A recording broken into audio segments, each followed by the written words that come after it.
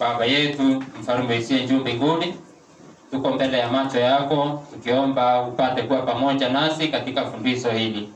Roho wako Mtakatifu apate kuwa mwelekezi na mwalimu. Kwa yote jina lako lipate kutukuzwa.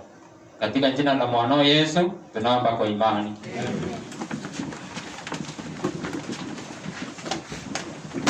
Yes.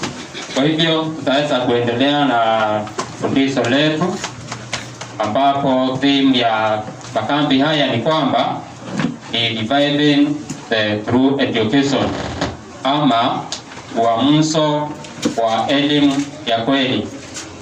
Na kwa hivyo jana jioni tuliweza kuona ya kwamba katika elimu ya kweli Mungu ndiye mwalimu mkuu, sababu ndiye aliyeanziliza elimu yote, ndiye chanzo za hekima yote.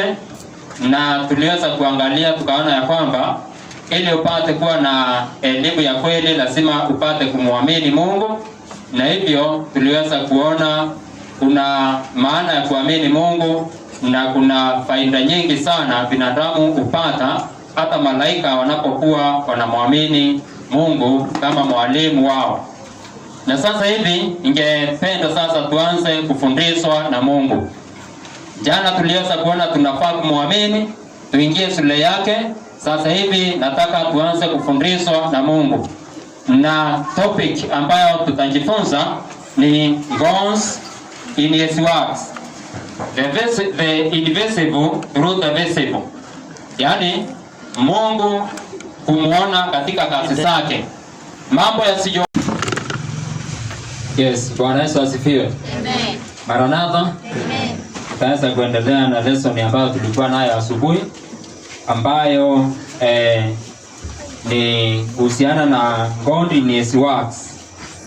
Na tunaangalia mambo yasiyoonekana kupitia yale ambayo huwa yanaonekana. Nakumbuka theme ya makambi, sitaki uweze kusahau, ni revival of true education. Tunataka kuelewa elimu ya kweli. Tuliweza kuona jana jinsi ambavyo tunaweza kumwamini Mungu kama mwalimu mkuu katika shule ambapo anafundisha wanadamu pia na malaika. Asubuhi tuliweza kuona vile ambavyo huwa anafanya kazi hata kama hatukufika mwisho, na tutaendelea kujifunza zaidi. Kabla tufike tamati ya makambi haya, tutaweza kuangalia Mungu jinsi ambavyo amefunuliwa katika maumbile, tena katika neno lake. Sababu yule ambaye anafuata Mungu katika maumbile ni kama yule ambaye anafuata Mungu katika kazi zake. Yule ambaye anafuata Mungu katika maumbile ni sawa na mtu ambaye anafuata Mungu katika kazi zake. Yule ambaye anafuata Mungu katika Biblia ni sawa mtu ambaye anafuata Mungu katika neno lake, anamsikiza akiongea.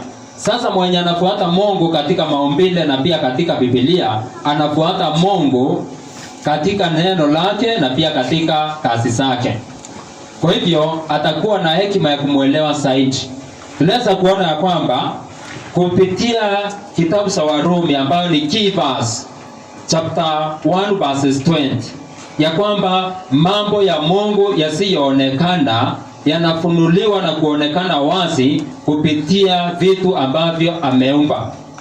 Na hii ina maana mambo ya Mungu yasiyoonekana ni mambo ambayo ni ya mbinguni. Sasa mambo ambayo ni ya mbinguni hayawezi kosa kuonekana na mtu ambaye ako na macho ya kuona mambo ambayo ni ya duniani na jinsi ambavyo Mungu anafanya kazi hapa duniani, kwa sababu Mungu yule ambaye yuko mbinguni ndiye ambaye anafanya kazi hapa duniani. Kwa hivyo kazi yetu ni kutrace hii jinsi ambavyo anafanya kazi, na tukielewa tunaelewa hata vile anafanya kazi mbinguni, na tutakapofika mbinguni hatutakuwa wageni, sababu kisima ni kimoja. Na hivyo mmoja hawezi soma sayansi, mwingine akasoma Biblia, wakajikuta wako katika right conclusions, ambazo conclusions hizo zenyewe zina contradict. Itakuwa ya kwamba ni source imecontradict kama wako right, ama kama atacontradict itakuwa ya kwamba ni wao wako very very wrong. Hivi ina maana msomaji wa Biblia, msomaji wa maumbile, wote wanafaa kuangiri. Na hapa sasa tuliweza kuona Mungu mwenyewe anafunua nguvu yake na uungu wake, yaani tabia yake kupitia maumbile. Na tuliweza kuona baadhi ya sheria ambazo ameestablish katika maumbile na jinsi ambavyo anazicontrol. Lakini kumbuka, katika neno la Mungu, si kwamba Mungu alikuwa ameshika mkono wa mwandishi ili mwandishi andike kile chenyewe ambacho Mungu alikuwa anataka. Hivyo katika neno la Mungu ambalo ni Biblia, kuna sharing ya dominion, kuna sharing ya kujielezea. Mungu anajifunua, mwanadamu anaelezea kulingana na vile ambavyo ameelewa. Vile vile pia katika maumbile, si kwamba kila kitu kinaenda sawasawa na mapenzi ya Mungu 100%. Kumbuka, Mungu aliumba mwanadamu kwa mfano wake ili aweze kutawala. Vile vile katika maumbile kuna utawala pati ya binadamu na pati ya Mungu. Sasa itafaa wewe mwenyewe uweze kuangalia pati ya binadamu ni gani na pati ya Mungu ni gani katika maumbile. Tena uangalie katika neno la Mungu pati ya Mungu ni gani na pati ya binadamu ni gani, ili uweze kuelewa Mungu kikamilifu. Sasa tuliweza kuona kwamba kuna baadhi ya sheria. Niliweza kuwapa mfano wa sheria moja, sheria the law of heat. Sasa sheria za joto ni kwamba, nataka niwakumbushe kidogo. Tuliweza kuona jambo la kwanza ya kwamba joto kila wakati huwa inatoka mahali ambapo imeconcentrate ama temperature iko very high, ikienda mahali ambapo pako na low temperature. Yaani mahali ambapo kuna joto sana, ikiendelea mahali ambapo hakuna joto nyingi. Hiyo sheria hiko hivyo na ni Mungu ana control. Na sababu Mungu habadiliki, hakuna siku hata moja umewahi kuamka asubuhi ukute ya kwamba joto inatoka mahali ambapo iko kwa wingi ikienda mahali inatoka mahali ambapo iko kwa undogo, yani temperature iko low, ikienda mahali ambapo temperature iko high. Hivyo kila wakati unapowakiza njiko ili uweze kuchemsha maji, kama utawekelea maji hapo juu ya njiko, hakuna siku joto itatoka kwa maji iingie pale kwa njiko, lakini wakati wote inatoka kwa njiko ikienda pale ambapo kuna baridi. Kila wakati ukiweka chuma mahali ambapo kuna moto, utakuta ya kwamba ile joto inatoka pande ambayo iko kwa wingi ikielekea mahali ambapo iko kwa udogo. Hii ina maana ya kwamba sababu hiyo sheria haijawahi kubadilika. Ni sababu Mungu hajawahi kubadilika katika spare yake ya kucontrol mambo. Lakini tukaangalia sheria nyingine nayo, tukaona joto haiwezi enda mahali it cannot move through a vacuum, ya kwamba joto haiwezi pita mahali ambapo hakuna chochote cha kuconduct ile joto. Hivyo kama kuna siku utakuwa na thermos yako, na hiyo thermos hiyo ya kwamba haijavunjika, hapo katikati kuna vacuum. Hivyo hakuna siku joto itatoka nje, itatoka hapo ndani. Kama umeweka maji ya moto, joto itatoka ndani iweze kwenda huko, sababu hapo katikati kuna vacuum. Na tena haitatoka nje hata kama umeweka maji kwa thermos, maji ambayo yana baridi, na uweke hiyo thermos mahali ambapo kuna jua, hakuna wakati joto itatoka nje iweze kuingia ndani ya maji. Hata kama yale maji yatakuwa ice, yatakuwa yamecondense, hivi hata ukiweka kwa jua yakiwa ndani ya thermos, joto iwezi toka nje ingie ndani, maana hapo katikati pana vacuum. Na Mungu ana control hizo sheria mbili. Si hizo peke yake kuhusiana na heat, lakini kuna nyingi sana ambazo Mungu ana control. Hivyo Mungu ni mwaminifu katika spare yake ya kufanya kazi. Lakini amepea binadamu nafasi aweze kutawala dunia. Sasa akamwambia hii ndio sheria, mimi nitakuwa na control hapa, na wewe sasa elekeza huko kwingine. Mwanadamu naye anaelekeza vipi? Mwanadamu atatumia joto, atawakiza moto. Anajua ya kwamba kitu fulani ikiwekwa katika joto kiasi fulani, hiyo joto itaharibu hicho kitu ama kitakuwa nyepesi. kabla kiharibike kitaweza kuwa soft, na mwanadamu anaweka chuma kwa joto, inafika level fulani inakuwa soft, anaikunja vile ambavyo anataka, ama anaunda vile ambavyo anataka, ama anaunganisha suma vile ambavyo anataka. Anakuwa na uwezo wa kutumia nguvu ya Mungu ambayo ilikuwa ameiweka kwa sheria fulani ya it, hivi anaitumia sasa kutengeneza machine ambazo zina chuma tofauti tofauti. Hivyo kuna sharing.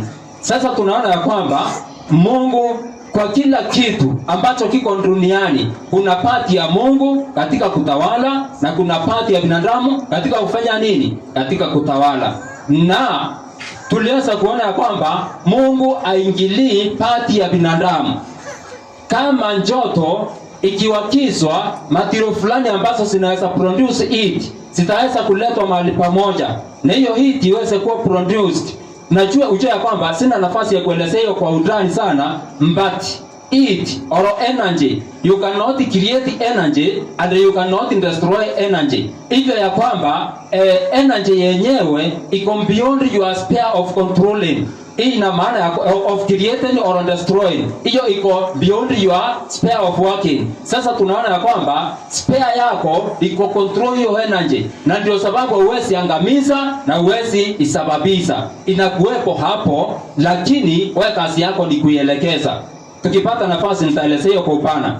Lakini sasa Mungu katika mambo yake, yeye yuko mwaminifu, anakiriatia binadamu opportunity. Na sasa kama binadamu atadirect energy fulani ya heat, asababishe kuwa na joto na moto kiasi fulani, kama ataweka makaratasi yatachomeka akitaka clean the compound.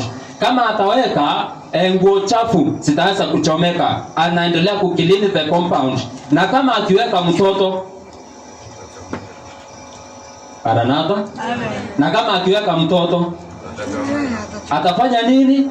Atachomeka. Bado Mungu ataendelea kuwa mwaminifu katika kucontrol sheria zake. Ni kwa nini mtoto naye atachomeka? Ni kwa sababu ile substance ambayo imewekwa kwa heat iko liable kuendelea kusika joto zaidi, na itaendelea kusika joto zaidi, na kama itasindi kiwango fulani, ile substance ama kitu kile kitaweza kuwa destroyed, na whatever kitaingia kwa hiyo joto kitaweza kuangamia. Na sasa ili mtu asiingie kwa joto akachoma mwili wake, Mungu alijua hiyo inaweza fanyika, na hivi hakutegemea binadamu aweze kucontrol kila kitu hata kwa mwili wake. Aliweka ndani yake nerves ambazo ziko sensitive, iwe ya kwamba kama joto itakuwa iko chini sana, iwe ya kwamba utakuwa very uncomfortable mpaka utafute joto iongezwe ifike level fulani.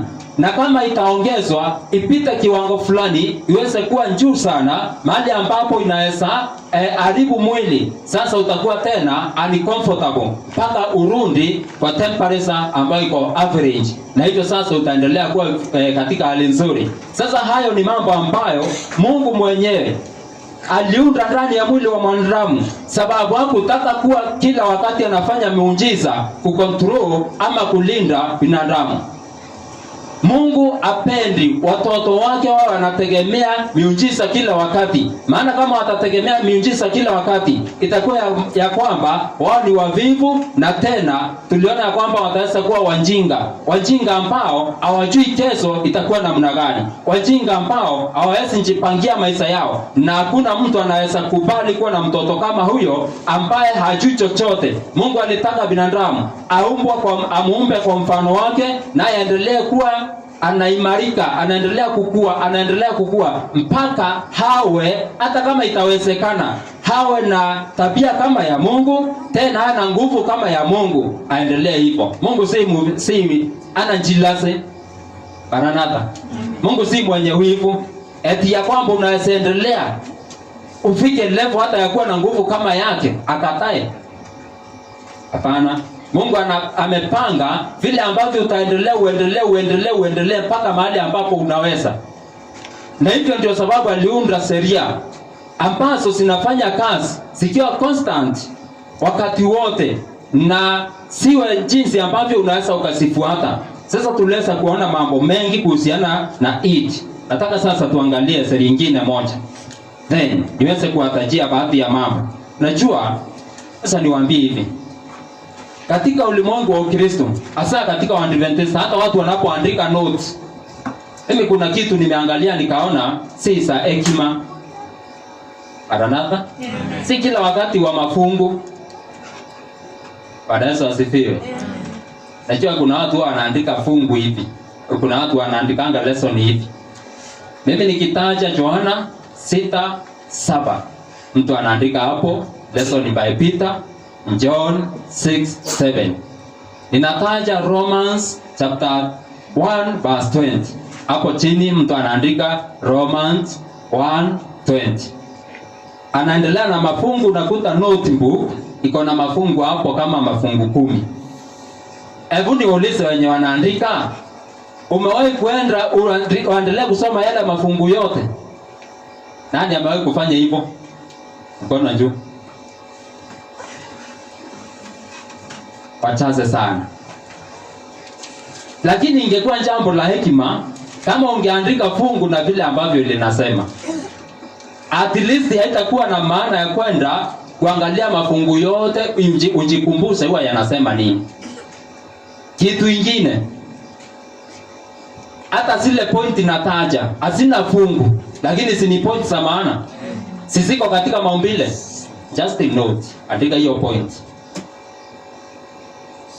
Najua watu hata wanje katika Ukristo, hata watu hawajui kuandika notes, na shuleni wanaandika notes vizuri sana.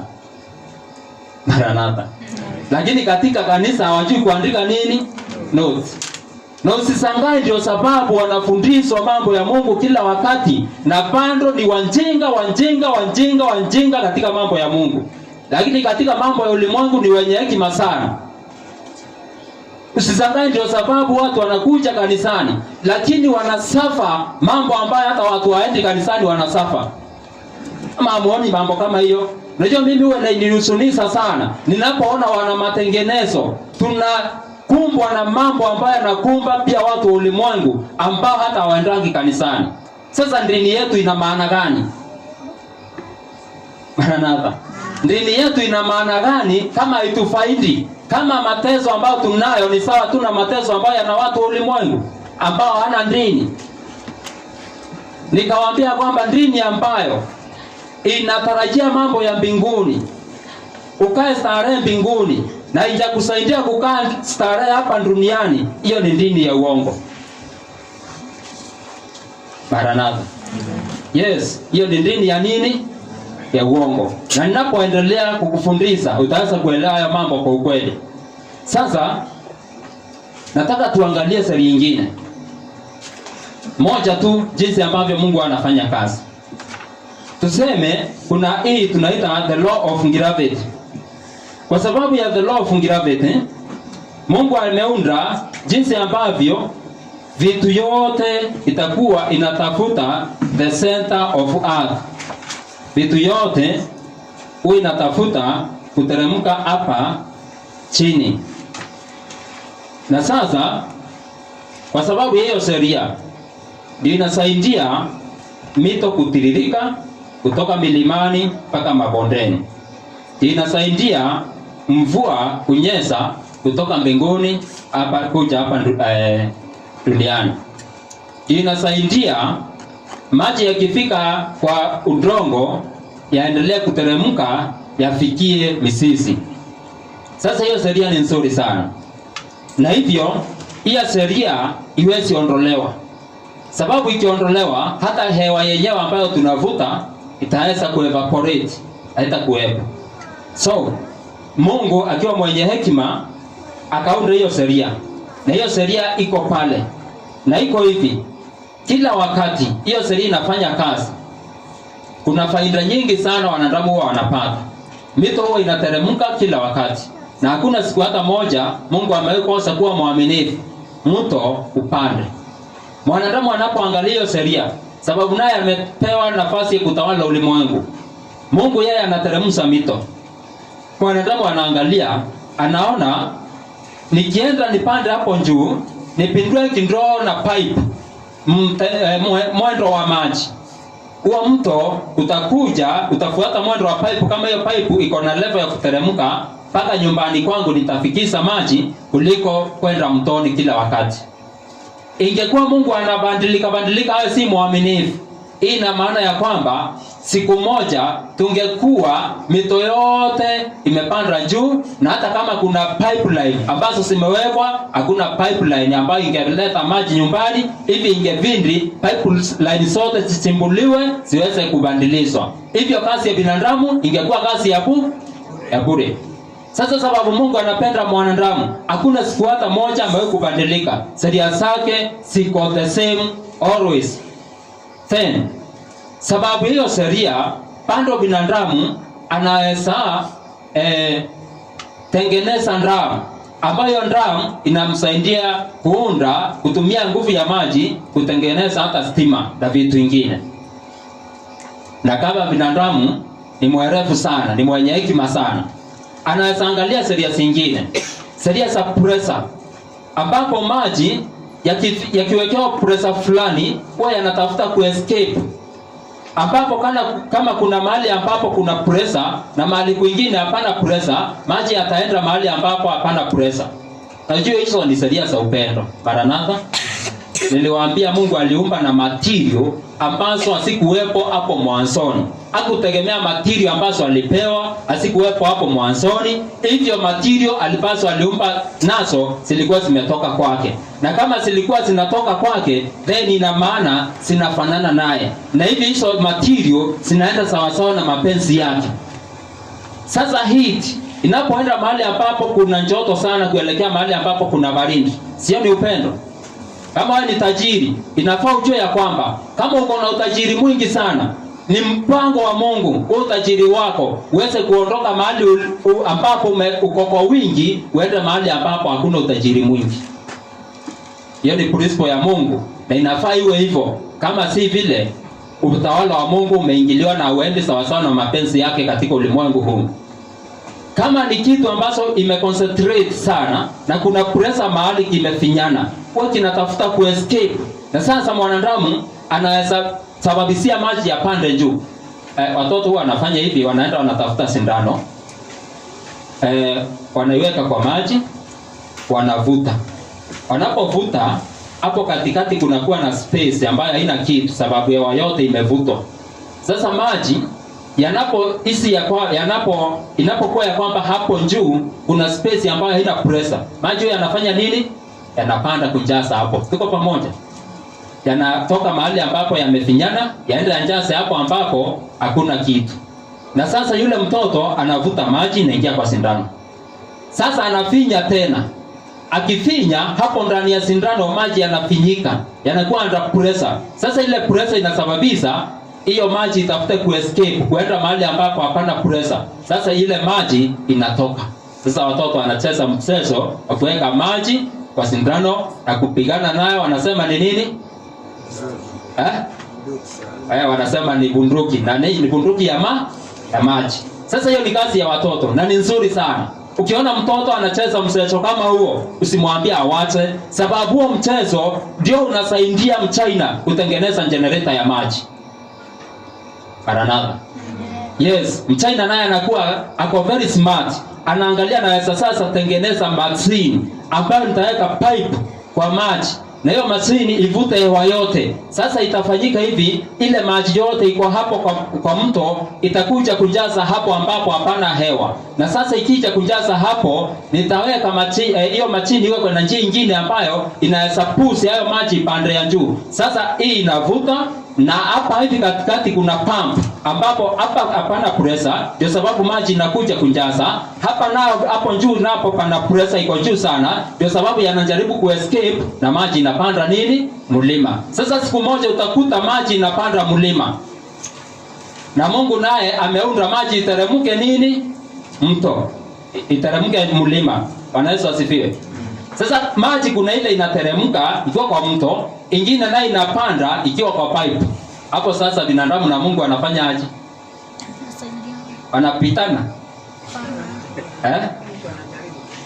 Ile inafanyika sasa, binadamu bando anatumia sheria nyingine ya Mungu upande mwingine, anaiadjust mahali fulani, bando ile sheria ya Mungu inatumika kumaliza nguvu ya siri nyingine ya Mungu upande mwingine, na hivi anajikuta ya kwamba maji inapanda mlima inafika nyumbani haraka kuliko wakati ambapo angeenda juu kutengeneza intake pale mlimani, aende muda mrefu sana. Kama ako karibu na mto atatumia pipe chache sana. Tuko pamoja? Sasa hivyo Mungu ameunda hizo sheria zote ili binadamu apate kuwa na nafasi ya kutawala ulimwengu. Aweze kuwa na nafasi ya kutawala hii dunia, na itawale kwa njia ambayo hata yeye mwenyewe atapata faida, na kwa njia ambayo Mungu hatamuingilia, lakini atasindi kufanya maisha yake yao ya starehe zaidi. Ng'ombe ana hizo talent sababu hakuumbwa atawale. Sasa kuna kiangazi, wanadamu hawatakufa njaa unless wapate kuwa wajinga. Hawatakufa njaa unless ujinga wao umesababisha wasitawale dunia. Sababu ujinga unasababisha unanyimwa mamlaka ya kutawala dunia. Na ndio sababu Shetani anapenda kila wakati wanadamu wakuwe wajinga. Na in fact kwa ulimwengu wa dini, Shetani amesababisha ujinga mwingi sana. Ujinga mwingi sana. Siku nyingine tunaongea na mama mwingine hapo, wewe namuuzia nyanya. Namuuliza kwa nini uliwachanga kuuza? Akaniambia wacha hayo maneno. Wacha hiyo kabisa. Sasa mimi sikuendelea nayo. Lakini siku nyingine nikasikia wakanapiga story na mwenzake. Unajua anasema aje? Eti fulani tulipokuwa tunaenda tunavuna naye nyanya, unajua nini alinifanyia? Aliniroga mpaka ikawa ya kwamba mimi siwezi enda sokoni. Ni vile tu nilisaidiwa na maombi. Nilikuwa naangalia hiyo soko naogopa. Hata singeweza kuenda kufanya kazi hapo, nilikuwa naogopa watu. Angalia huo ujinga. Eti wewe umeroa haukuweza kwenda sokoni. Na si kwamba ulikuwa umeroa, ni wewe ulikuwa na ujinga wako ukakosa kujua kwamba ukienda sokoni utauza na utanunua ili uuze. Lakini sababu ya ujinga wa dini, kila kitu ni uchawi, kila kitu ni uchawi, kila kitu ni uchawi. Huyo alikuwa hausi nyanya sababu ameroa. Kuna watu samba kama ikui productive, hawezi elewa kwamba ni sababu haweki mbolea, ni sababu hatunzi mimea kama inavyostahili, anasema ni uchawi. Na sasa kuliko aende kununua mbolea, anaenda kutoa sadaka kwa pasta amsaidie maombi. Na pasta naye hataki hawezi akakufundisha ya kwamba hii shamba yako ni vile haina mbolea, kwa sababu kama atakuwa anakusaidia utamwambia sasa nisaidie nipate mbolea. Sio ni kibarua. Sasa atakwambia enyewe umeroa, una maandui, lakini katika jina la Yesu, maandui zako hawatakupata. Katika jina la Yesu, hii shamba itaweza kumea. Utakuwa unapanda kidogo, unavuna kwa wingi katika jina la Yesu. Na Yesu amesikia maombi. Sasa wewe unaamini ya kwamba suluhisho lako limepatikana, na hivyo sasa unatoa sadaka, basi anaenda wapi? Nyumbani. Kumbe umeibiwa sababu ya ujinga wa dini. Umefanya nini? Umeibiwa, na kweli umeibiwa. Sababu umelipa mtu afanye kazi na hakuna kazi amefanya. Ni maneno tu ameongea. Ama maombi ni nini? Maranatha. Ni maneno. Kama hayo maneno hayatukubadilisha katika akili yako kwa njia ambayo iko constructive, hayo ni maneno kama mwenda wa simu, kama mtu ambaye anaongea kwa lugha.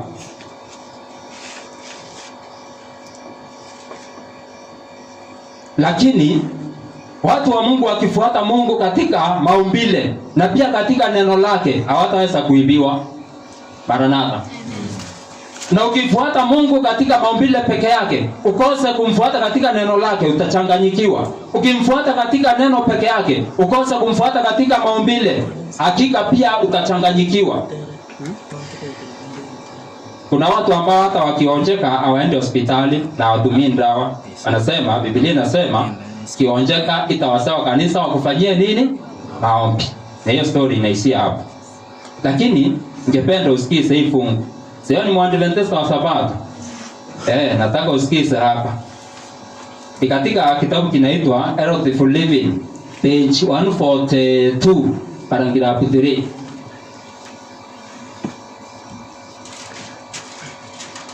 Mtumishi sana naomba utafsiri hapa. Health for Living, page 142, paragraph 3.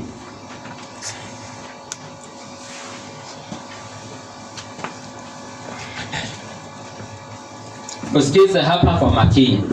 Anasema hivi: no one can succeed in agriculture or gardening without attention to the laws involved. Hakuna mtu anaweza faulu katika ukulima wa shambani ama kutunza mimea bila kufuatilia sheria ambazo zinahusika. The special needs of every variety of plant must be studied. Mahitaji tofauti ya kila mmea ni lazima yaweze kusomwa. Najua kuna siku moja tulikuwa tunaongea na mtu fulani huko Mwerondo. Najua watu wa Kitheo wengi wako na masamba huko chini ya Kianja ile Njango iko pande ile. Sasa mtu anatokanga Kitheo mahali ambapo kuna miti ya ngiriveri, metandoko. Na akienda Rwanda anaenda anapanda hiyo miti sababu ametoka mahali kuna nini? Kuna hiyo miti. Lakini nakuanga hapana, kwa sababu anakuwa hajaelewa hii point. The special needs of every variety of plant must be studied. Kama uko na samba jangwani, panda mimea ya jangwani. Kama una samba sehemu ambayo ni ya milimani, panda mimea ya wapi? Ya milimani. The special needs of every variety must be studied. Anasema hivi: different varieties require different soil and cultivation. Mimea tofauti inahitaji mchanga tofauti, na ukulima pia ambao unahusika, mbinu za ukulima zinazohusika ni tofauti. And the compliance with the laws governing each is the condition of success. Na kwa ushirikiano wa sheria ambazo zinahusika katika kila moja yazo, hizo zinaleta kufaulu. Maranatha. Amen. Sasa angalia vile Mungu huwa anabariki. Kufaulu kunategemea kufuata sheria. Na pointi ambayo ningependa uelewe, ninapoendelea, Mungu hana upendeleo. Maranatha? Amen. Biblia iko very wazi ya kwamba Mungu hana nini? Upendeleo. Na kama Mungu hana upendeleo, hii ina maana, unajua sisi wanadamu huwa tunapendelea wale ambao wanatupenda. Si ndio? Kama unataka kupeana zawadi, unapea yule ambaye amewahi kukufanyia kitu fulani ya maana. Lakini Mungu hana upendeleo. Hii ina maana hata kama unampenda, hakuna kile atakufanyia special ambacho afanyii yule ampendi. Hata kama unampenda, hakuna kile ambacho atakufanyia special ambacho afanyii yule ambaye anasema hata Mungu akuwepo, akuangi, atheist. Sote ametuweka katika level moja. Atheist akitunza mimea anavuna. Kwa Mkristo ukitunza unavuna. Atheist akitunza na ukose kutunza, atheist atavuna na wewe utakosa kuvuna. Tuko pamoja? Ndio. Hata kama unatoa tithe and offering. Najua pia watu wamendanganya kwamba ukitoa tithe and offering nikana kwamba kuna baraka special inakujanga. Wani napinga Biblia. Si Mungu anasema tumjaribu. Ile baraka inakuja ni kukukumbusha ya kwamba wewe kile umepata ni Mungu amekupea. Sasa akilini mwako utakuwa unamtegemea, utakuwa unajua kila kitu ako under control, ana control. Na kuna utakuwa unaelewa vile ambavyo ana control. Faida nyingine ambayo utapata ni kanisa yenu itakuwa na umoja. Kutakuwa na wahubiri ambao wakati wote wao wako free, hawaendi sambani, hawaendi biashara, wanachunguza kweli. Sasa watakuletea kweli za maana sana. Hata kama utakuwa sambani, hata kama utakuwa biasharani, ukiwa na stress za biashara, mhubiri naye anachunguza mambo, atakuletea kweli ambazo zitakusaidia. Hiyo ni baraka nyingine. Lakini kufikiria kuna special blessing sababu tu ya kutoa, hakuna. Lakini ukitoa kuna vile hizo blessings zitafanya nini? Zitakuja. Lazima uelewe vile ambavyo zinakuja. Ili usije ukatoa tithe and offering. Sasa ukatae kupulizia shamba yako kama iko na viwavi, ukose kupulizia ukisema kwamba Mungu alisema tukitoa tithe and offering atatubariki. Na unaona viwavi hapo vinakula mahindi lakini haupulizii dawa. Nini kitafanyika? Na tithe umetoa na hata saka na sadaka yote ambayo umetoa, viwavi nao watakula mimea sababu ni kazi yao kufanya nini? Kukula. Hiyo ni sheria yao na watakula na Mungu hataingilia. Sasa sikiza. Anasema the attention required in transplanting umakini ambao unahitajika katika kupanda mimea midogo, that not even a root fibers shall be grounded or misplaced, ili ya kwamba hata mzizi mmoja isiwekwe mingi mahali pamoja ama uwekwe mahali ambapo hufai.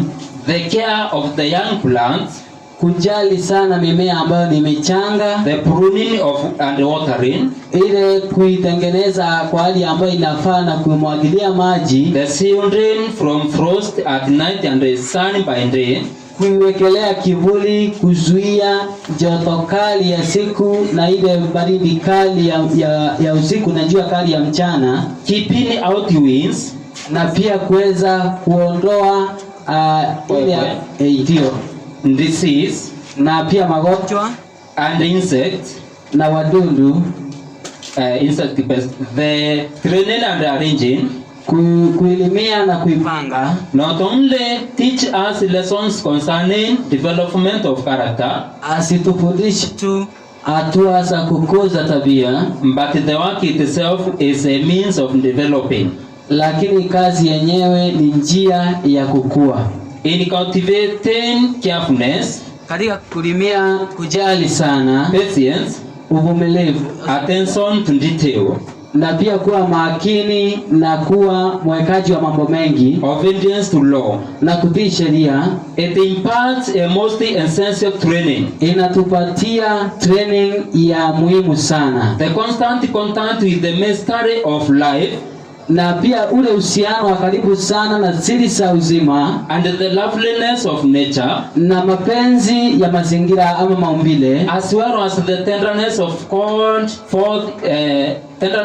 forth in mastering to this beautiful object of God's creation, na kujali sana kwa njia ambako kunahitajika kwa ajili ya kutunza hivi ama mimea hii ya uumbaji wa Mungu, tends to quicken the mind and refine and elevate the character. Inasaidia sana kukuza akili na pia inatusaidia kuinua ama kutengeneza tabia zetu. Sasa hapa ni kwa ukulima, lakini pia mambo ya mumea yamekuwa connected na mambo ya ujenzi wa tabia. Sasa katika akili ya binadamu, kama unataka kujenga tabia, kuna mambo ambayo ni lazima ufuate kama utakuwa na tabia ya kiungu. Sababu Mungu yule ambaye ana control mimea, ndiye Mungu yule ambaye ana control sheria za mwili wako. Ndiye Mungu yule ambaye ana control sheria za mwili wa malaika. Sasa kupitia mmea unaelewa level ya akili yako, level fulani. Misisi huwa inafuata mahali ambapo pana maji. Kweli ama si kweli? Na tena hata ukipanda mbegu, pande ya misisi ikiwa juu na ile ya kumea nayo ikiwa ya suti ikiwa chini, utakuta kwamba hiyo mbegu itageuka. Msisi utateremka hivi na pande ya kumea nayo itageuka ipande hivi. So majani yanatafuta jua, misisi inatafuta gravity hapo chini, inatafuta maji. Mungu ameunda hivyo ili automatically huo mmea utaweza kusurvive. Katika akili yako Mungu ameunda hivi, mambo ambayo unapenda, neurons ambazo zinafanya wakati ambapo umeona kitu ambacho unapenda, zina connect together. Zikiconnect, wewe utakuwa kila wakati unavutiwa na yale mambo. Ndio sababu kuna tabia ambayo unajifunza mpaka inakuja kuwa interconnected ndani yako, inakuwa ya kwamba huwezi unaifanya automatically hata bila kufikiria. Sababu mmea si kwamba una akili, ujue ya kwamba uteremke pande ya chini na misisi ielekee maji. Mmea una hiyo akili, lakini umeundwa hivyo. Sasa pia katika akili yako kuna hizo sheria. Wewe una control nini? Una control nini utapenda na nini utachukia. Lakini mambo ya kuwa connected na hicho kitu si wewe una control, hiyo iko chini ya uongozi wa Mungu. Maranatha. Amen. Tunaelewana? Na mambo ambayo unapenda, hayo mambo ambayo unapenda yanapokuwa interconnected ndani mwako, yana change your genetic makeup. Ili yale ambayo ulipenda iwe kuna uwezekano hata mtoto wako kuyapenda.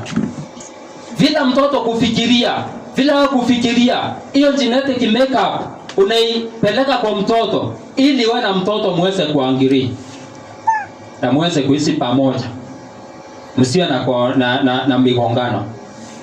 Na ajabu, kama ulipenda mambo ya Mungu sana, unapenda kuhubiri kama mimi, Maranatha. Amen. Tazama mtoto ambaye anapenda kuhubiri. Na unafikiria ni uongo? Kuna possibility hiyo. Mtoto anarithi tabia yako, pia anarithi sura yako.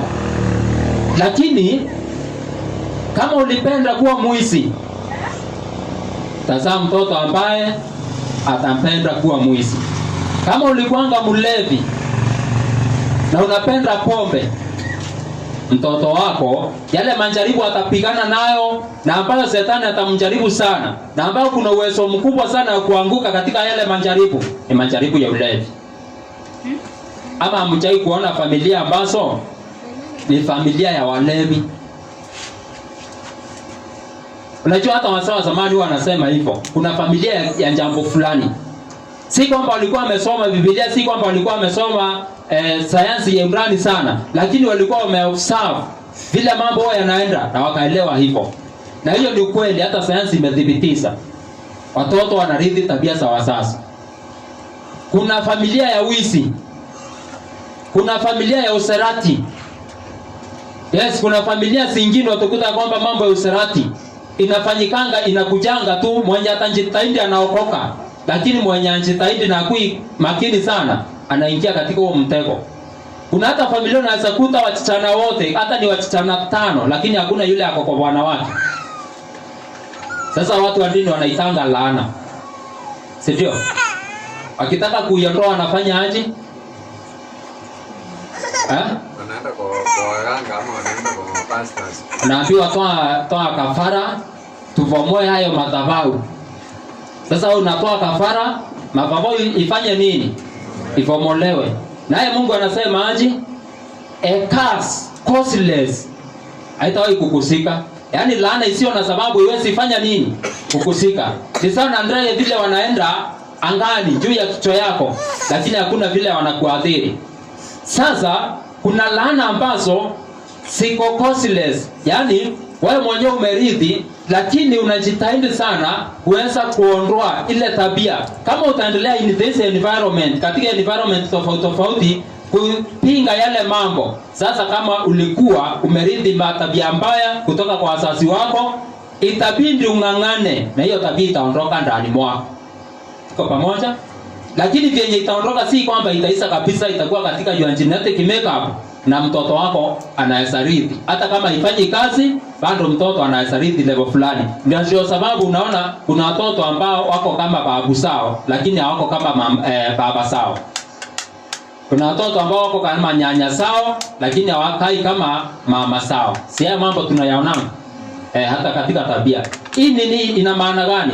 Mungu aliunda jinsi ambavyo watoto watarithi kile ambacho wazazi wao walikuwa wanapenda. Na ndio sababu anasema napatiliza watoto maovu ya baba zao generation ya 3 na hata ya nini? Ya 4. Lakini anasema tena na wahurumia maelfu wafanyao nini? Wanipendao. Sasa Mungu anakuhurumia. Kama unampenda, sile laana mnakopareti na yeye mnasikomeza. Ndio sababu asubuhi nilipowaambia kuna mambo ambayo kuna hata watu walisaliwa hapa ulimwenguni ambao haikuwa mpango wa Mungu. Kuna watu wameharibika kiasi kwamba hawezi leta ulimwenguni mtu mzuri. Maranatha. Amen. Unanielewa? Na si mpango wa Mungu watu kama hao waendelee kusaliwa. Mmoja ni kama mama wa Njundrasi, niliwaambia asubuhi. Na baba wa Njundrasi. Yesu alisema heri Njundrasi angefanya nini? Angesaliwa. Mwingine ni kama mama wa Nero. Ingefaa huyo mama hakuwa na uwezo wa kupata mtoto. Dunia ingepata laana zingine ambazo ilipata. Nero kuwepo si mapenzi ya Mungu. Okay, kama uelewi, nataka nikuambie hivi. Simba, Mungu hakumuumba kila nyama. Nataka sasa nikuelezee vile natural causes mwanadamu anapokuwa anatawala alingawa mamlaka yake kwa Shetani na alikaribisha Shetani, na sasa binadamu na Shetani wanaharibu maumbile. Na ndio sababu roho ya nabii inasema kwamba yale ambayo yalikuwa yanaonyesha utukufu wa Baba na utukufu wa Baba, kila kitu kikiwa kizuri, yaliharibika. Nani aliyeharibu? Ambaye aliharibu ni sehemu ile ambayo binadamu aliwachiwa, alingawa sehemu fulani na Shetani, na Mungu naye akunyima Shetani hiyo nafasi, sababu amepewa. Sasa binadamu na Mungu wakaendelea, na Shetani wakaendelea kuharibu nature. Wanadamu wengine nao na Mungu wanaendelea kurekebisha. Bwana Yesu asifiwe. Amen. Na sasa kuna vitu ambavyo genetic makeup yake iliharibiwa kiwango kwamba hakuna siku vitaleta kitu kizuri hapa ulimwenguni. Yaani hizo vitu vimekuwa 100% satanic. Yaani kila kitu ni character ya Shetani peke yake. Na wanadamu nao, kabla ya mlango wa rehema kufungwa, kuna wale watakuwa wamekuwa kama Shetani 100%, wengine nao watakuwa wamekuwa kama Mungu 100%. Na hapa sasa tuko katika barabara, tuko katika njia panda. Kila mwanadamu ataamua ni mwenendo gani atafuata. Na utakapoamua mwenendo ambao utafuata, barabara ambao utafuata, hakuna jambo la kubahatisha. Najua watu wengi wanabahatisha hata mambo ya safari ya mbinguni. Wengine wanaona tafika mbinguni ama sifiki. Mtu anaona sasa tu ningoje nione nitakuwa wa jehanamu ama si wa jehanamu. Sasa tu ningoje nione. Yaani hauna always predict your life.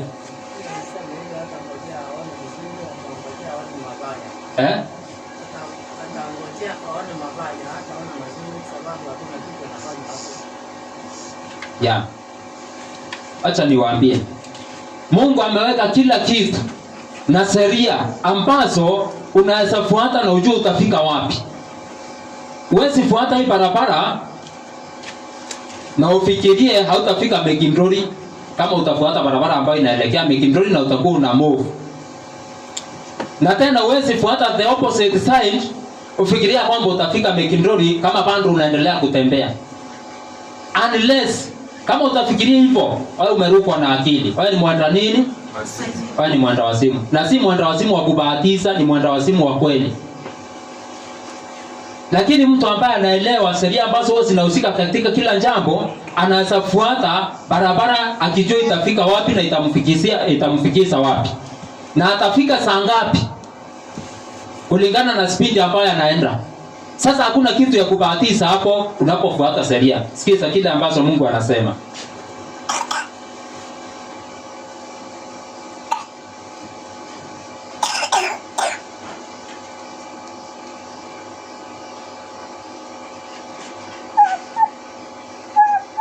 Sounding guidance, Sinjin 396.1.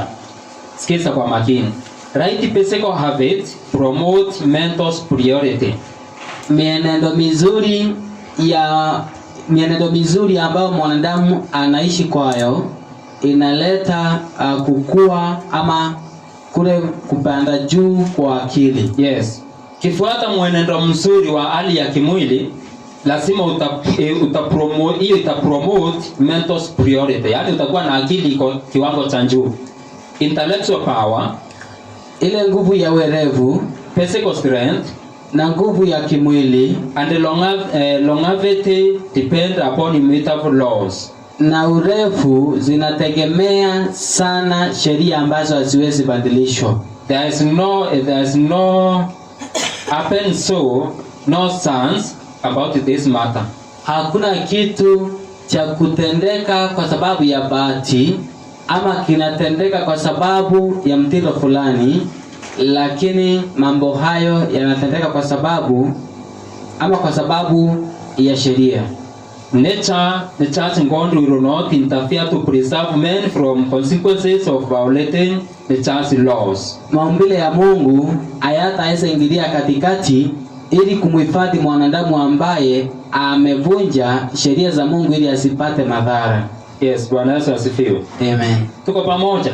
Ndio. Mungu hataingilia kubadilisha nature ili aokoe mwanadamu ambaye amevunja sheria ya nini? Ya nature. Sasa kama watu watatengeneza ndaa ili waweze kuunda stima, wala ya kwamba wao kuitengeneza vizuri, hiyo ndaa bado itaendelea kuimpact force. Maji yataendelea kuwekelea force usito wote kwa ile ndaa. Kama itafika siku moja hiyo ndaa ibomoke, nini kitafanyika? Stima itapotea. Hiyo maji itateremka. Kama kuna watu wamejenga huko chini, watafunikwa na hiyo maji na watadrown, wataangamizwa na hiyo maji. Na Mungu hata ingilia kubadilisha mwenendo wa nini? Wa maji. Kuna wakati fulani, mwaka fulani kulitokea hivi hapo Mulika. Wakati Mulika ilikuwa imejengwa katika area za Tananto hapo. Mto ulifurika. Sasa kulikuwa kumenyesha sana. Mlima ukakatika ukafunga ule mto. Ulipofunga, sasa maji yaliendelea kujikusanya hapo juu. Yalipojikusanya kiwango kikubwa sana, ikafika sasa mahali ule usito ukasidi, ule mlima ukavomolewa. Ulipovomolewa, maji yaliteremka kwa wingi sana. Yalikuta hiyo tauni ya Mulika ilifunikwa. Na sasa wanakuanga na story very funny. Mtu mwingine jirani yangu hapo, ndugu yake aliangamia katika hayo maji. Sasa alikuwa ananiambia kuna jamaa mmoja aliokoka. Vile maji yalikuja, yeye alikuwa juu ya hiyo maji, alikuwa amesikilia mabati hivi juu. Sasa maji ikabomoa nyumba. Ile mabati haikutenganishwa. Yeye sasa akaenenda akiwa juu ya maji na anasikilia mabati. Ikafika wakati ambapo maji ikapindua yale mabati, hiyo nini yote ya juu, roof ikapinduliwa. Sasa yeye akawa ako juu na roof iko chini. Na kawaida sheria ya maji, kama ni roof ya mabati huwa ina float. Kwa pamoja. Hata kama ni karatasi ukiweka juu ya maji na uweke kausito kidogo hapo kama ya siafu, hiyo siafu itakuwa inakaa juu ya nini? Ya maji. Sasa hiyo jamaa alibebwa na maji akiwa juu ya mabati.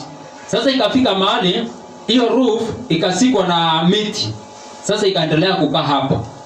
Na hiyo maji iliendelea kupita, inaendelea kupita hiyo roof ikiwa hapo imekisikwa na miti, na vyenye iliendelea kushuka ikafika mahali ambapo alipata nafasi akatoka. Sasa huyo alitoka. Kuna mama mwingine naye alienda akakuta mahali ambapo kuna mabati ingine ilikuwa imewekwa hapo, na sasa ilikuwa imekingwa na miti hapo. Vyenye maji ilimuleta, ni kama mama kamsee sana. Kaligonga hiyo mabati, sasa kakasuiliwa na mabati ingine hapo. Sasa naye aliokolewa. Lakini kuna hata watoto wengine sana waliangamia, sababu kuna hata familia ilikuwa inaangamia yote. Sasa huyo nyanya alipokuwa anaokolewa na akasikia watoto wawili wa mtoto wake waliangamia na hawakupatikana. Alikuwa analia. Sasa, Mungu, kwa nini uliniokoa? Si afadhali ungeokoa wale watoto wa mtoto wangu, mimi ambaye at least nimeseeka nikufe. Sasa unajua ni kwa nini hiyo mama alikuwa analia? Yeye anamblame Mungu. Si hata wewe kama unaamini ni Mungu aliokoa mama, si unasema wewe ni Mungu alimuokoa? Najua hata kama ningewauliza swali kwanza, niwaulize nani aliokoa hiyo mama mzee, mungesema ni nani? Si mungesema ni Mungu? Kama ningeuliza nani aliokoa mwenye alikuwa kwa roof, mungesema ni nani? Ni Mungu. Lakini hii lesson yenye inaenenda inafaa ufikirie sana. Kama wewe ni mtu wa kuchoka haraka, unaweza changanyikiwa. Tuko pamoja? Ama unaweza ona kama nafundisha mambo ambayo either hayako practical ama naondoa Mungu katika mambo. Lakini kumbuka, enyewe kama ni Mungu aliingilia kuokoa huyo mama, hata kama ni wewe umeseeka, si ungekuwa unalia kama yeye? Kama uko na upendo. Ama kweli msengilioni oeno kurakuri teu owawenda okuyanga haraka kusenjano na kana kanini kana kaumbege kwetra kai kuyana ro Hiyo inakuanga kawaida, hata kama mnaweza sangaa, hiyo ni kawaida. Mtoto akifa na mtu mzee sana akufe, wakati gani watu wanalia sana? Mtu kijana akufe na mzee akufe, ni wakati gani watu wanalia sana? Hiyo iko katika maumbile. Si kwamba hata kama ni kitu inakaa kama fane hivi ni kitu haipo. Hapana, ipo. Sasa ile ilifanyika ni kwamba the God of nature akuingilia kugeuza mkondo wa nature ili aweze kupanga watu ambao walikuwa wamejenga kando ya mto. Na ni kwa nini hakuingilia? Ni ili wanadamu wapate kujifunza kujenga kando ya mto ni tabia mbaya. Ni kukosa kuwa na akili. Wewe si ng'ombe. Ukae kama ng'ombe, ukae maisha ambayo hayana mpango. Wewe ni binadamu ambaye ako na akili. Akili ambayo kama ni memory, uko na hippocampus ambayo Mungu amekubariki nayo, inaweza weka memory ya miaka mingi sana. Lakini ng'ombe hana hiyo. Ng'ombe huwa anasahau haraka. Kama ni kupanga mambo yajayo, uko na imaginations ambazo zinaweza kusaidia kupanga mambo ya mwaka ujao na uyaone hapa kana kwamba yana happen na bado mwaka ujao haujafika. Hiyo ni power ambayo Mungu amekupea, power mbili za maana sana, ili uweze kuwa mtawala kama nani? Kama Mungu. Bwana Yesu asifiwe. Bwana Yesu asifiwe. Hizo powers Mungu amekupea, memory ya kukumbuka past miaka mingi sana, hata kuandika vitabu ili iweze kuhifadhiwa. Hiyo ina maana ili uweze kujifunza na yale yamepita. Memory ya kupanga yajayo ina maana ili uweze kujipanga kabla ya ufike. Najua umbwa anajipanga akifika, lakini binadamu anafaa jipange kabla afanye nini? Kabla afike. Na hiyo sasa ndio power nyingine ambayo binadamu wako nayo, power kama ya kiungu. Hiyo ndio kuwa mfano wa Mungu. Lakini hizo power zote Shetani huwa anapenda kudestroy. Hizo power zote Shetani huwa anapenda kusababisha sisiwe na faida. Na bado hata Shetani huwa anatumia chemistry. Anatumia sheria za nature ili aweze kuharibu uumbaji. Hata yeye mwenyewe ana ruhusa ya kufanya jambo ambalo iko kinyume na mambo ya asili. Hawezi geuza pale ambapo ile barabara ambayo Mungu ameweka. Ile anafanya ni ku take over pale Mungu alikuwa ameachia intelligent creatures. Na ndio sababu kama ni mambo ya kuendeleza genetic makeup kwa generations, aliweza kujifunza na akaendelea kuharibu polepole, akaharibu wanyama ili waweze kufundisha binadamu tabia mbaya anapojifunza katika maumbile na wakatae Mungu. Akaharibu akili za watu, ikawa ya kwamba hata Biblia hawakuandika kikamilifu kama vile Mungu alikuwa anataka.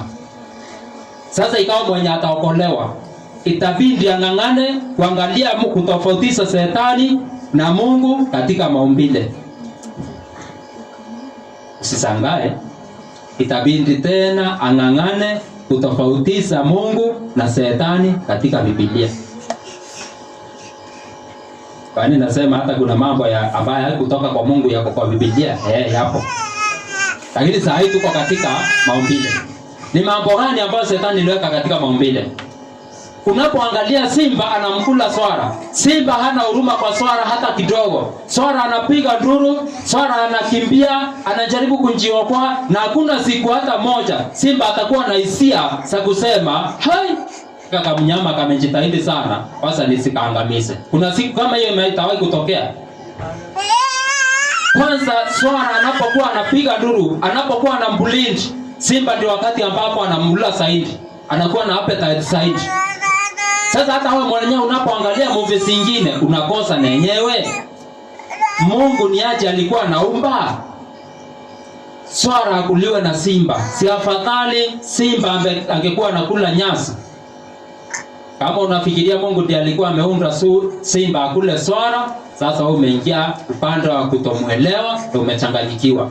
Na sasa unaweza kuwa atheist useme hakuna Mungu aliumba, mambo yalitokea na evolution. Sababu kama kuna Mungu aliumba, basi huyo Mungu ni mkaidi, hana huruma kwa wanyama wengine.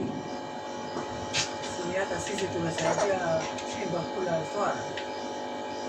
swara. Binadamu naye kama vile Biblia inamfunza, hata Nature ni kitabu cha kufundisha. Amefundishwa na simba ambaye ameharibiwa na Shetani kula ng'ombe. Ona kuku amekula mahindi na mawele, alikuwa na kilo 1, ameongezea zikawa kilo 2.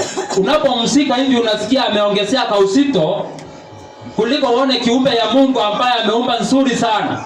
At least kama ni joo anakuamsha asubuhi ili usichelewe kazi, anawika saa 9, anawika tena saa 10, anawika tena saa 12 ili uamke mapema.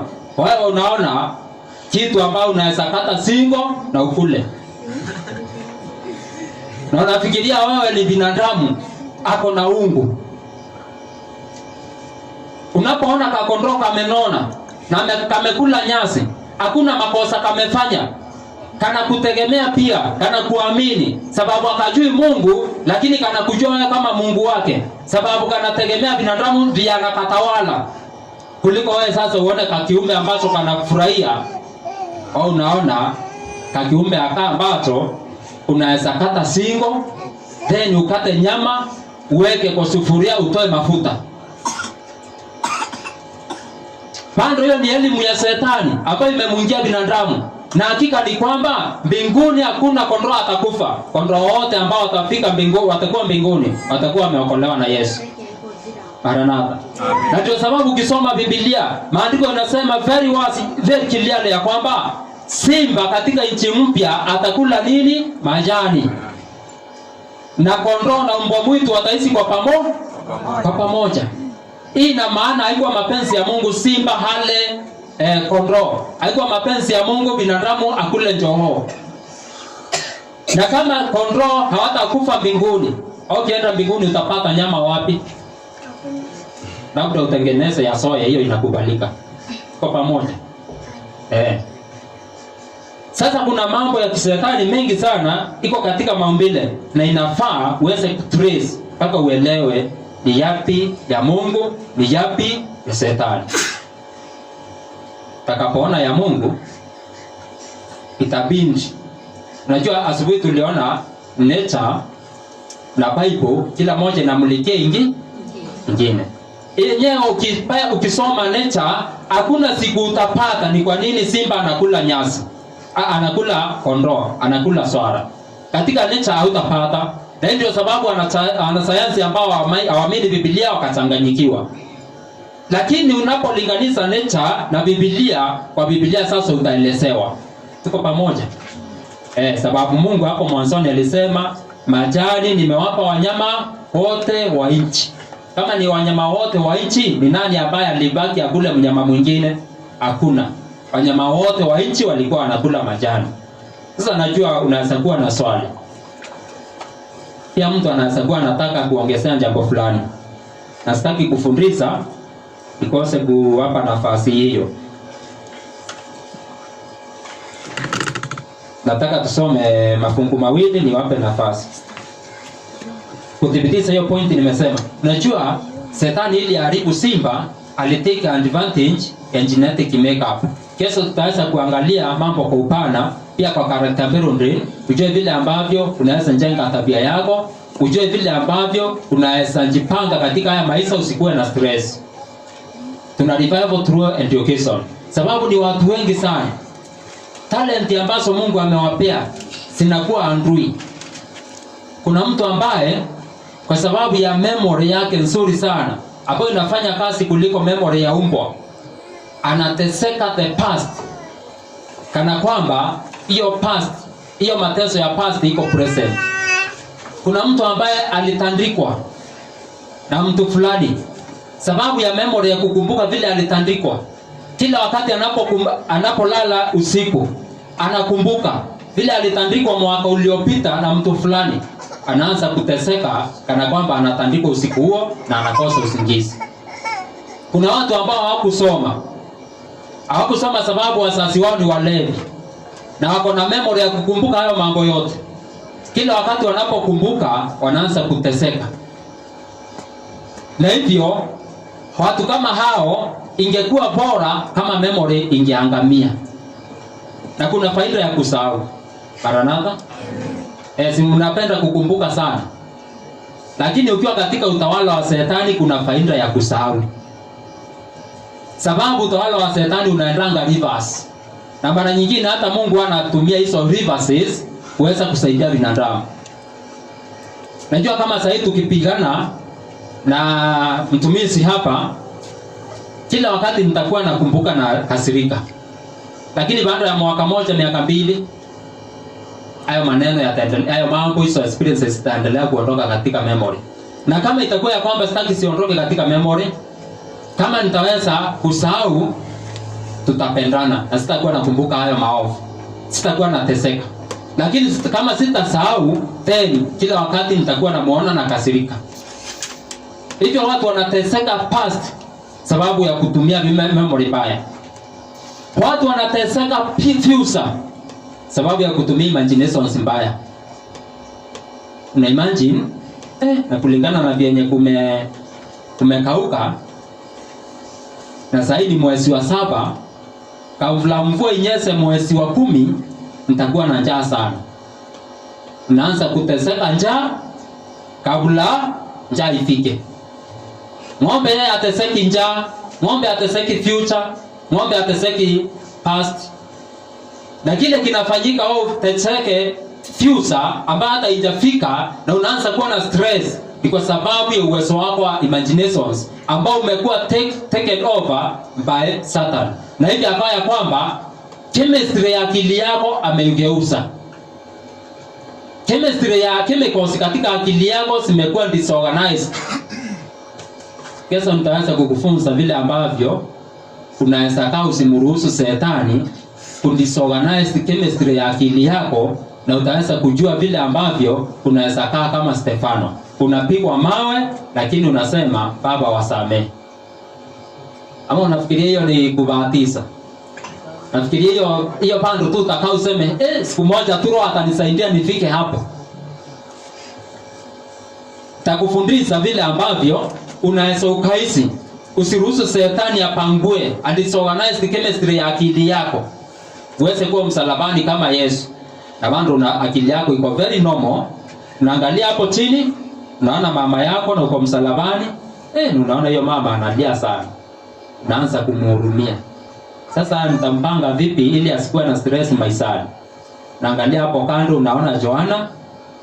Unakumbuka na Joana alikuwanga mtu mzuri sana. Nikikabidhi mama yangu kwa Joana, Joana atamtunza. Sasa unaambia mama mtazame mwanao.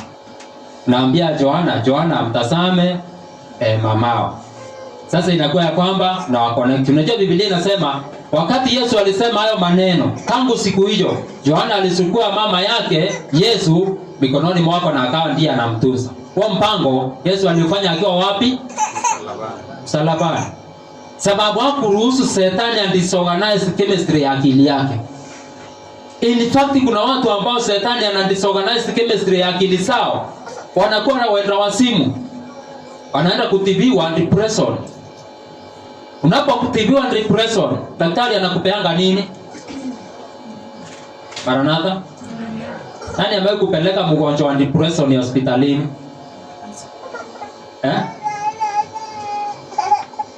Jambo moja, ukiwa na depression ni kitu gani huwa inapotea?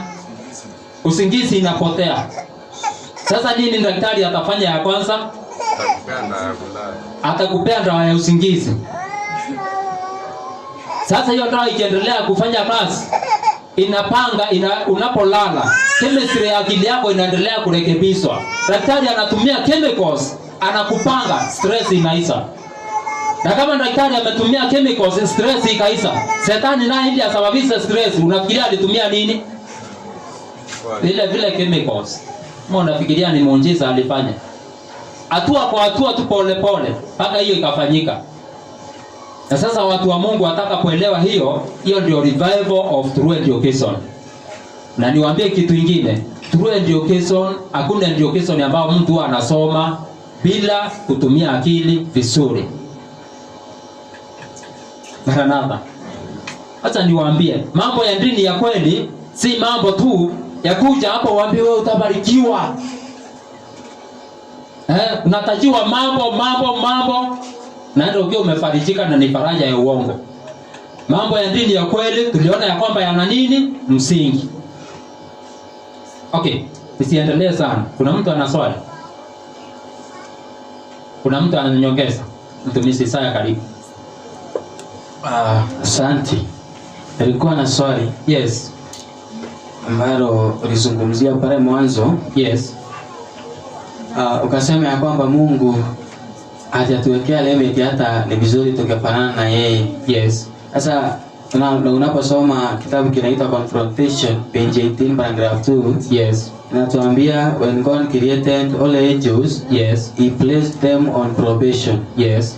And the same case when he created Adam and Eve, he placed them on probation. Yes. Ili waweze kukuza tabia wafanane na yeye. Yes. Sasa nilikuwa nauliza, kwa nini Mungu angeumba tu viumbe vinafanana na yeye mara moja? Alafu sasa akuje waendelee kuoperate na sheria za asili. Asante sana. Tuseme saa hii mimi huwa natafuta pesa, si ndio? Maranatha? Huwa natafuta nini? Pesa. Si hata wewe unatafutanga pesa. Sasa pesa ambayo umefanyia kazi na ile ambayo umeenda ukaokota chini, ni gani ambayo unatunza? Sio umefanyia kazi. Sio umefanyia kazi. Sio umefanya nini? Kazi. Umefanyia kazi. Okay. Adam aliwekwa katika shamba la Edeni ili aweze kuunda tabia. Kama Adam angeendelea kuunda tabia ya kumpenda Mungu, na ndio sababu aliwekwa kwa provision. Sasa aone amekuwa akafika level fulani, sababu ya jitihada zake na sababu ya mipango yeye mwenyewe amefuata hatua kwa hatua, then angeweza kuwa anafurahia hiyo jambo sana. Okay, na tabia ambayo Mungu ako nayo, nani ambaye alimuundia? Nani aliundia Mungu tabia yake? Sema hakuna. Yeye mwenyewe aliunda tabia yake hivyo, na akaona hiyo ndio inafaa kwa akili zake na hekima yake, akaona mimi nafaa nikuwe hivi. Hakuwekelewa hiyo tabia. Sasa ni jambo gani la maana kama unataka kuwa kama Mungu? Niwe Mungu amekuwekelea tabia yake, ama iwe tabia na wewe umeunda tabia yako, wewe mwenyewe ikafanana na yake. Ni wakati gani ungefurahia? Obvious, ni zaidi hata wewe mwenyewe umefanya nini? Umeunda kama vile Mungu mwenyewe alikuwa ameunda. Sasa utakuwa na mfano wa Mungu zaidi wakati ambapo umeunda tabia yako ukitumia your own free will, the freedom of choice ambao Mungu alikuwa amekupea. Sasa uone umefika kiwango fulani, ndio wakati utakuwa umefanana na Mungu zaidi kuliko wakati ambapo ungekuwa umewekelewa tabia ambayo haujahusika kuunda. So Mungu alifanya hivyo ili viumbe viendelee kufanana na yeye zaidi na zaidi na zaidi. Na ndio sababu amewekea viumbe levels za kuendelea. Kama vile hata yeye mwenyewe ako hivyo sababu ya wiro yake mwenyewe. Sasa viumbe waweze kufika hapo kwa sababu ya wiro yao wenyewe. Na kama kiumbe akitaki, kuna nafasi ya kuunda tabia nyingine tofauti. Na Shetani ilifika mahali akasema mimi sitaki kuwa kama Mungu kwa tabia, lakini nataka nikuwe na power kama ya Mungu, lakini si tabia kama ya Mungu. Lakini haiwezekani uwe na power without character. Bwana Yesu asifiwe. Sasa hivyo ndivyo ningejibu. Kuna mwingine mmoja ako na swali? Yes. Mungu aliumba viumbe vinafanana na yeye. Yes. Aliumba malaika kwanza, wengine waliharibu na wakasaidiwa. Mungu akasaidia wale waliobaki nayo, akafukuza wale wengine akawaleta hapa kwetu. Ikiwa angefukuza hao malaika waovu wasije kwetu waende nchi nyingine isiyo na watu, tungekuwa kama vile tu Adamu alivyokuwa. Yes. Kirigoni? Asante mtumishi. Nataka kuchangia swali. Yeah. Ningetaka kujaribu tu kurudisha na Petro wa pili. Yes. Wa pili wa Petro. Pili mstari wake wa 11. Yes. Kwa hivyo tunaona hapa Mungu alipea watu freedom na akawapea akili ya kuweza kufanya decision. Pia anasema hivi.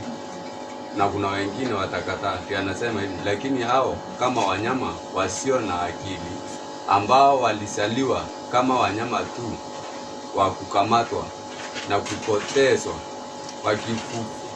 wakikufuru katika mambo wasiyoyajua, wataangamizwa katika maangamizo yao. Kwa hivyo ende ukiwategera Mungu ende utonele boya antu ibombero bonde na ibere na akili. Kwa hivyo kwa barabe na akili cyo betikiriro cy'urutete ngwe bau bakura bakinyire lebo ya Mulungu na kwa bangi nabo bayibire na akili ubare otumira akili basa mno pronto lo baromba kwenda be kira obonyo bokwelekezo watu kote kuba kwenda ku kurutete akili ngwe yaone ukira abakelekezo kwa byende no different era mwaza ni Mulungu wekire noke wategera mno muntu ora obi os laini era muntu ndani ongwene omba gwetha kimberundi no kya gwetha matoka mno no monkombe gwetha kimberundi na kumatoka no waite mno gobiende no monga twetha tukimberundi alaini ya Kristo kenda tomba gwetha tuite na kwana na Kristo kulinga na bora tukaomba gwetha tukimberundi tabia wewe. Yes, asante sana. Sasa nataka nifanye yes. Kuna mahali ambapo ulitaja yes. Jinsi Mungu anavyoruhusu wanadamu wanafaidika na sheria alizoziumba. Yes. Tena kuna jambo lingine anaongeza hapo, anasema anashirikiana na wao yes. katika hali ya mafanikio. Yes. Iwe ni katika hali yoyote ile, hiyo hata ni katika hali ya sheria ambazo umetupa mfano wake, sheria ya maji ama sheria yoyote ile yes. ambayo Mungu aliweka pale kwa upendo. Unapoangalia tuseme kama hata ni sheria ya upanzi. Yes. Mungu anabariki wanadamu kupitia kwa hizo sheria ambazo aliweka. Yeah. Na anasema kwamba anashirikiana na wao, lakini hatageuza zile sheria ambazo ameziweka. Yeah. Unapoangalia vizuri sheria zile ambazo Mungu ametupa uwezo wetu kusifanya na jinsi ambavyo anavyoshirikiana nasi kutekeleza ama anavyoshirikiana na hizo sheria kutekeleza, ndio mbaraka ufikie mwanadamu. Unakuta ya kwamba pati ya Mungu pia ni kubwa hata zaidi, na hapo ndipo tunapofika tunaangalia, tunaona kweli Mungu ni wa upendo. Sababu gani ni lete jambo hilo kwa njia hiyo? Unapoangalia hata sheria ya upanzi, unapochukua mbegu moja, kuna sheria nyingi zinazoambatana kusaidia ile mbegu ipate kuchipuka iwe mche. Na zingine ziko beyond power yako. Yes. Lakini kuna zile ziko kwa power yako. Yeah. Zile ziko kwa power yako ni kama gani? Uweke mmea katika hali ya joto fulani, uupe maji, yale maji yasaidie kufura, ile maji isaidie ile mizizi kushoot, na ile ingine ishuti upande wa juu ikitafuta mwangaza. Lakini hali ya ile inayoendelea katika hizo kemikali zinazofanya kazi kwa mmea, hiyo ni kazi ambayo ni beyond mwanadamu. Na ndio sababu unaposoma kitabu cha Wakorintho inasema kwamba tusiviangalie sana vitu vinavyoonekana. Vinavyoonekana ni vya muda, lakini visivyoonekana ni vya milele. Hata katika spea yoyote, hata katika hali ya ukombozi, sisi tunang'ang'ana kuangalia katika hali ya jinsi ambavyo tunavyoweza kutenda, lakini hatuoni kile ambacho hatuoni kile ambacho Mungu anatutendea, ambacho ni kikubwa zaidi na ndicho cha milele. Na hiyo ni katika hali yoyote ile ya maisha. Asante. Yes, asante sana. Ni vizuri kwa hizo nyongeza zote. Bwana wabariki sana. Sababu ya hizo. Sasa hapa kuna watu wawili wanasimba chimo. Na wanapoendelea kuchimba, sasa wao hawajui kuna matokeo ya kuchimba simu.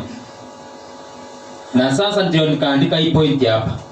People who don't know God don't realize their own value. Watu ambao hawamjui Mungu hawajui value yao. Ini kwa sababu gani? Uko na value kiasi kwamba Mungu alikupea hata opportunity ya kutawala dunia, hata ya kurecreate wanadamu. Mungu anakupea nafasi na anakuwa na tabia kama yako. Sasa ile tabia unaunda iko na value kubwa sana machoni pa Mungu kiasi kwamba ameiundia nafasi ya kuendelea.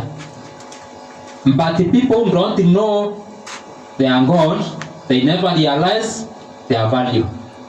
Ninapoendelea kuwafundisha mambo ya Mungu utaelewa value yako. Na utaelewa ya kwamba hata mwili wako haufai kuharibu. Utaelewa ya kwamba hata akili yako haufai kuharibu. Maana ni vitu vya thamani sana. Sasa watu kama hao, they view themselves as victims of fate rather than participants in their own destiny. Wao sasa wanajiona ya kwamba ni bahati mbaya tu ilitokea mambo yakao hivyo yapo, kuliko waone ya kwamba wao wenyewe wako nafasi ya kuunda mwisho wao utakuwa namna gani. Kuna wale wanasema ni bahati mbaya tu ilitokea mimi nikawa maskini. Wana nafasi ya kuangalia sheria ambazo ni za kupata pesa. Kuna wale ambao wanasema ni bahati mbaya ilitokea nikawa mgonjwa. Hawaoni ya kwamba wana nafasi ya kufuata sheria za afya. Nenyewe kuna mambo ambayo nje yako unaweza shindwa kupanga. Lakini bado kuna mahali unaweza tawala ambapo hata shetani hawezi ingilia akili yako. Kuna wale wanaweza kuwa na ugonjwa na wako na amani katika akili zao. Tuko pamoja? Kuna wale wanaweza kuwa na umaskini ambao hauondokei na bado wako na amani katika akili za nani? Sawa.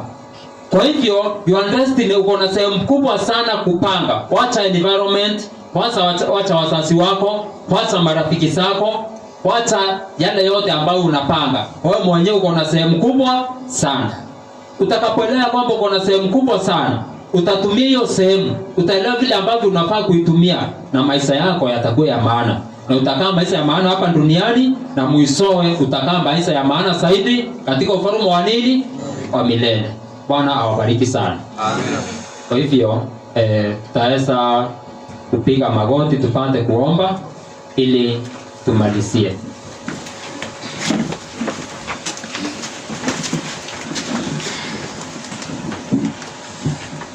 Baba yetu, mfalme uishie juu mbinguni, ni asante kwa sababu ya kuwa pamoja nasi.